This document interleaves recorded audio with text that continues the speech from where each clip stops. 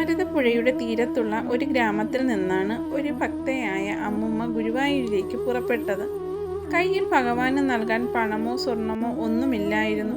പക്ഷേ തൻ്റെ വീടിന് ചുറ്റും വീണുകിടന്ന തിളക്കമുള്ള ചുവന്ന മഞ്ചാടിക്കുരുക്കൾ അവർക്ക് മുത്തുകൾ പോലെ തോന്നി. എൻ്റെ കണ്ണന് കളിക്കാൻ ഇത് നൽകാം എന്നു കരുതിയാണ് അവർ അത് കരുതി വെച്ചത്. അതിനുശേഷം ഭഗവാന് തൻ്റെ കയ്യിലുള്ള ഏറ്റവും വലിയ നിധിയായി ഇത് സമർപ്പിക്കാം എന്ന് ചിന്തിച്ച് അമ്മുമ്മ ഗുരുവായൂർ അമ്പലത്തിലെത്തി. അന്ന് ഗുരുവായൂർ രാജാവ് തൻ്റെ ഏറ്റവും ഗമയുള്ള ആനയെ ഭഗവാന് സമർപ്പിക്കാനായി കൊണ്ടുവന്നതായിരുന്നു. രാജാവും പ്രജകളും വലിയ ആഘോഷത്തോടെ ആനയുടെ കൂടെ നടക്കുകയാണ്. ഈ തിരക്കിനിടയിൽ പാവം അമ്മുമ്മയെ ആരും ശ്രദ്ധിച്ചില്ല. ആനയുടെ വരി വരുന്നത് കണ്ടപ്പോൾ ഭടന്മാർ അമ്മുമ്മയെ തള്ളി മാറ്റി. ആ തള്ളലിൽ അമ്മുമ്മയുടെ കയ്യിലുണ്ടായിരുന്ന മഞ്ചാടിക്കുരുക്കൾ താഴെ വീണു ചിതറിപ്പോയി.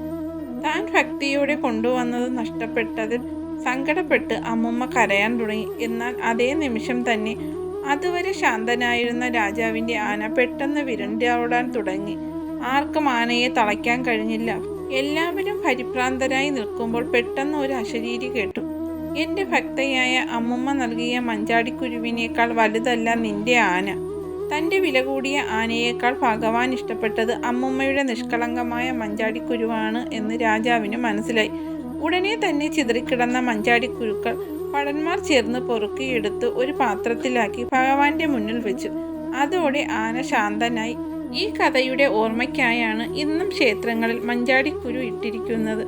ഇതിന് പിന്നിൽ ചില വിശ്വാസങ്ങളുണ്ട്.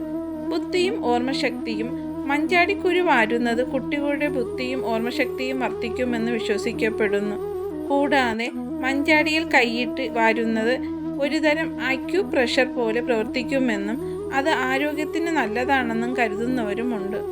കൂടാതെ വലിയ ആഡംബരങ്ങളെക്കാൾ ഭഗവാന് പ്രിയം ലളിതമായ ഭക്തിയാണെന്ന് ഇത് നമ്മെ ഓർമ്മിപ്പിക്കുന്നു.